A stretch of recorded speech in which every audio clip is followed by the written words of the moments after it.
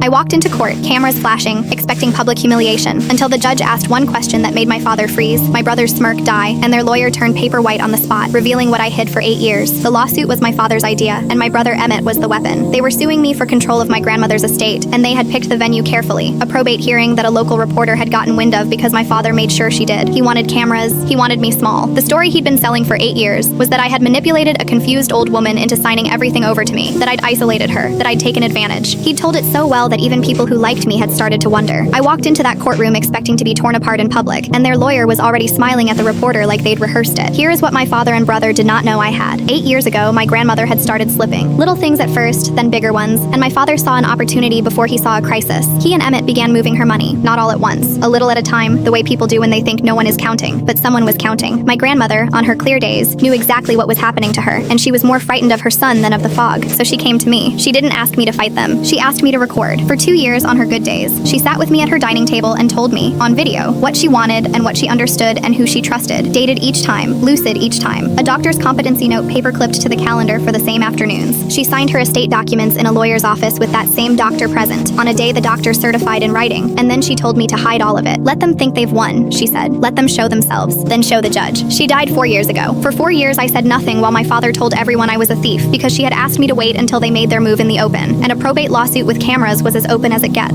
My lawyer had the whole archive, the videos, the doctor's notes, the signed documents, the bank records showing the transfers my father and brother had made in the 18 months before my grandmother formalized everything. Transfers that stopped the day she signed, because the signing locked the accounts they'd been draining. I did not need to say a word. When we got to court, their lawyer stood and made his speech about undue influence and a vulnerable elderly woman, and he gestured at me, and the reporter wrote it all down. Then the judge, who had read our filed exhibits the night before, asked one question. She looked at my father and she said, "Sir, can you explain the $41,000 transferred from your mother's account to yours in the 11 months before these documents were signed?" My father froze. Emmett's smirk went off his face like a light switch. Their lawyer, who had clearly never been shown those bank records by his own clients, turned the color of paper and asked for a recess he did not get. The judge had the transfers. She had the dated competency notes proving my grandmother knew her own mind on every day that mattered. She had the videos, entered as exhibits, of a clear-eyed woman explaining exactly what her son had been doing and exactly why she was protecting herself from him. The case against me was dismissed before lunch. The judge referred the 18 months of transfers to the county for review, which is a polite way of saying my father and brother's afternoon got much worse than mine. The reporter my father invited to witness my humiliation wrote a very different story than the one he'd promised her, and it ran on the front page the next morning under a headline he did not enjoy. My father has not spoken to me since, which after 8 years of what he did say is close to a kindness. Emmett sent one message asking how long I'd had all that, and I didn't answer, because the answer was the whole time, and he already knew. I kept the originals. The videos are backed up in 3 places, and the doctor's notes are in a folder with my grandmother's handwriting on the tab, and every so often I play the one where she laughs at her own joke about outliving her enemies, just to hear her say it.